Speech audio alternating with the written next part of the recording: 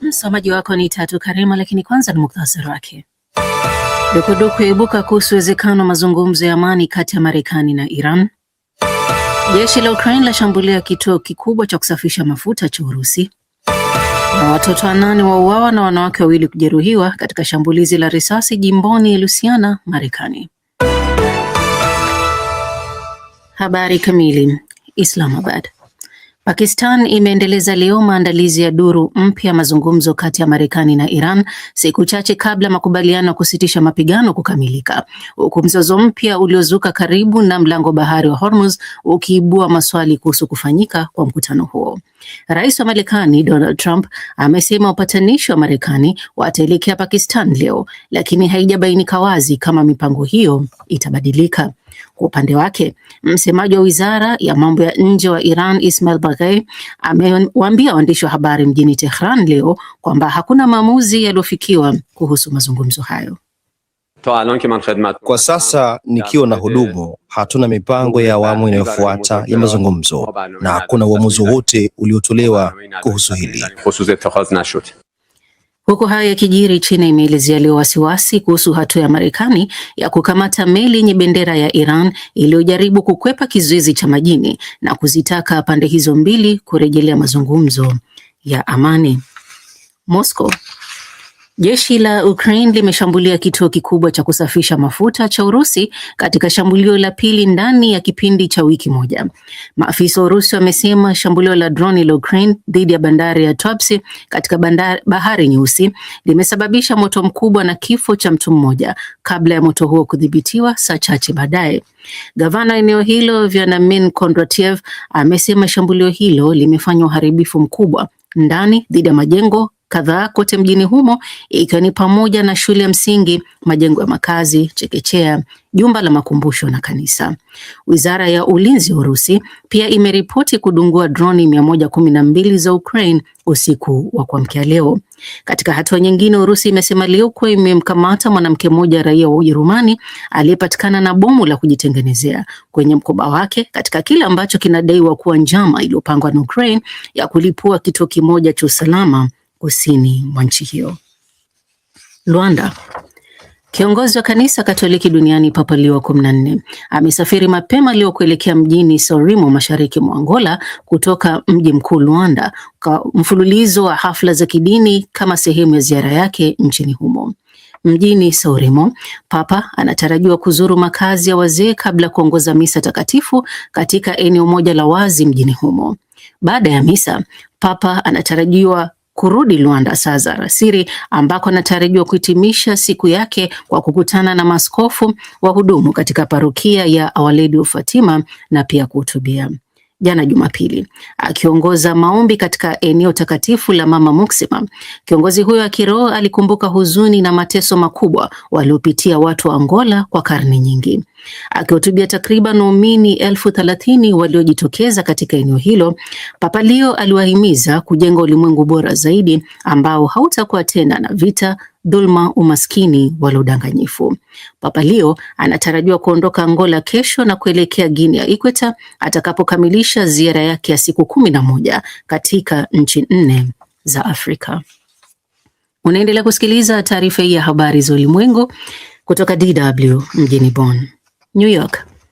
Wagombea 4 wa wadhifa wa katibu mkuu ajaye wa Umoja wa Mataifa watafika wiki hii mbele ya jopo la mabalozi kutoka nchi 193 wanachama wa Umoja wa Mataifa kwa mahojiano ya kazi, hii ikiwa idadi ya chini ikilinganishwa na miaka 10 iliyopita wakati Antonio Guterres alipochaguliwa kama mkuu wa umoja huo.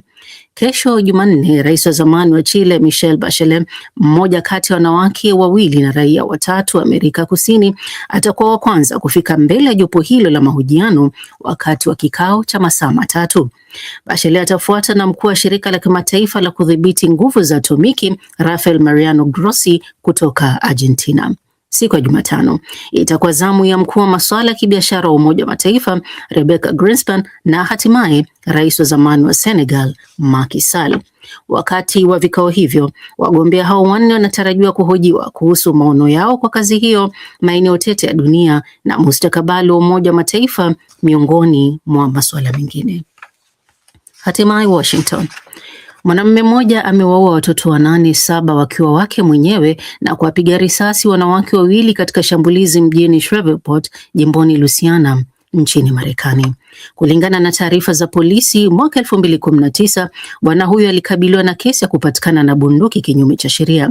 Kwa wakati huu amekuwa katika mchakato wa kuachana na mke wake na walitarajiwa kuwa mahakamani leo Jumatatu. Kulingana na majirani, mashambulizi hayo yalitokea wakati walipokuwa wakizozana na mke wake kuhusu kutengana kwao. Na jeshi la ukombozi la watu wa Tigray TPLF limetangaza kuivunja serikali ya mpito iliyowekwa na waziri mkuu wa Ethiopia Abiy Ahmed katika jimbo hilo la kaskazini mwa nchi hiyo, wakati taifa hilo la pembe ya Afrika likielekea kwenye uchaguzi mkuu hapo Juni mosi mwaka huu. Je, kuvunjwa kwa serikali hiyo ya mpito inayoegemea upande wa Addis Ababa kuna maanisha nini katika mazingira ya kutoaminiana yaliyopo? Mohamed Helef amezungumza na mwandishi wa habari wa masuala ya pembe ya Afrika Yasin Juma akiwa jijini Nairobi, Kenya.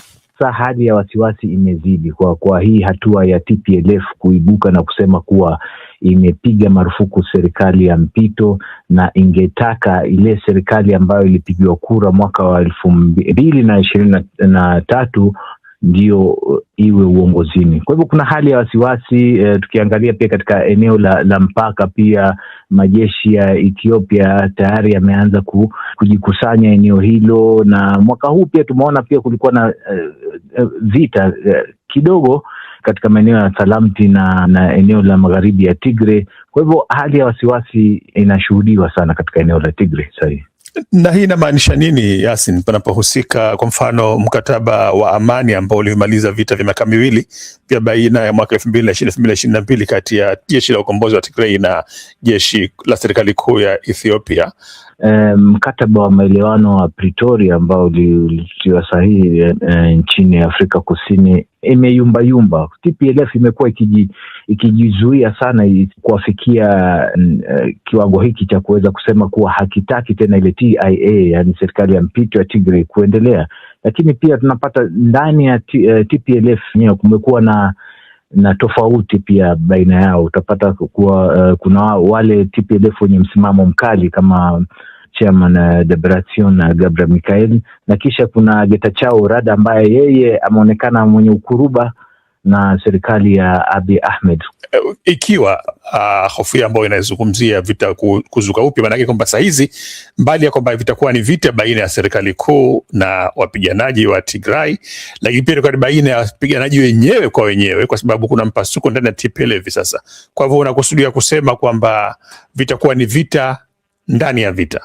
Bila shaka itakuwa vita ndani ya vita, kwa sababu na hii ndio yani serikali ya Abiy Ahmed imekuwa ikichukua faida kwa huo mgawanyiko ndani ya TPLF, ambayo tunaona Getachew Rada kwa upande wao, kwa Getachew Rada ambaye yeye alikuwa katika mazungumzo ya Pretoria, na yeye pia amekuwa karibu sana na Abiy Ahmed, na vile mwenyekiti mwenye msimamo mkali Debretsion na Gabra Mikael ambaye yeye ana msimamo wake hana maelewano kabisa na Abiy Ahmed. Kwa hivyo kuna uwezekano huo kwa vita ikizuka, basi tutapata makundi tayari miongoni mwa TPLF yatapigana wenyewe kwa wenyewe, moja ikiungana na serikali ya ENDF ambayo tayari wanajeshi washaanza kukusanyika katika eneo la mipaka, na wengine wakipigania hilo ambalo wamelitaja kuwa wanataka, ambayo ni kurudisha lile baraza la uongozi ya serikali ya Tigray ambayo lilipigwa kura mwaka 2023. Ni mwandishi wa habari wa masuala ya pembe Afrika Yasin Juma, kama alivyozungumza na mwenzangu Mohamed Helef. Tukamilishe safu ya uchambuzi. Mwanamume amewaua watoto 8, 7 ukiwa wake mwenyewe katika jimbo la Louisiana, Marekani, katika tanzia hii ambayo inatajwa kuwa mbaya zaidi katika kiasi cha miaka miwili nchini humo. Pia amewapigia risasi wanawake 2. Taarifa hii anayo zaidi Rashid Chilumba. Maafisa wa serikali ambao wamezungumza na waandishi wa habari nje ya moja kati ya makazi kulikotokea kisa hicho kwenye mtaa wa Shreveport jimboni Louisiana siku ya Jumapili wameelezea kushtushwa kwao na mauaji hayo ambayo chanzo chake wanasema ni kutokana na vurugu za nyumbani. Wamesimulia kwa mwanzoni mwanamume huyo alimpiga risasi mwanamke mmoja kisha akaendesha gari na kwenda sehemu nyingine ambapo katika nyumba moja aliwaua watoto 7 kwa kuwapiga risasi. Polisi imethibitisha kuwa muuaji huyo mwenye umri wa miaka 31 aliyetambulishwa kwa jina la Shamar Elk alifariki alipokuwa akikimbizwa na maafisa wa polisi waliomfyatulia risasi. Mmoja kati ya waombolezaji 30 waliokusanyika hivi leo nje ya sehemu ya tukio ameeleza hivi kwa masikitiko. Kufahamu kuwa nilimjua mmoja kati ya watoto hao kumenitia katika majonzi makubwa sana, na sijui itakuwaje kwa mama ya watoto hao. The mama period and those children. Kulingana na taarifa za polisi, mwaka 2019 bwana huyo alikabiliwa na kesi ya kupatikana na bunduki kinyume na sheria. Kwa wakati huu amekuwa katika mchakato wa kuachana na mke wake na walitarajiwa kuwa mahakamani hii leo Jumatatu, na kulingana na majirani, mashambulizi hayo yalitokea wakati walipokuwa wakizozana na mke wake kuhusu kutengana kwao. Mwombolezaji mwingine aliyeguswa na kisa hicho amesema, I'm a mama myself and mimi mwenyewe ni mama na pia ni bibi, na muhimu ni kuwakumbatia watoto wako na kuwaelezea jinsi unavyowapenda kwa sababu hujui kitakachotokea. Elken na mke wake huyo walikuwa na watoto 4 pamoja, huku akiwa na watoto wengine 3 na mwanamke mwingine ambaye alikuwa akiishi sehemu jirani ambaye naye alimpiga risasi. Watoto wote hao walikuwa katika nyumba moja. Mauaji hayo katika mji wa Shreveport wenye idadi ya watu 580,000 yametajwa kuwa mabaya zaidi tangu Januari mwaka 2024 wakati watu 8 walipouawa kwenye mji wa Chicago.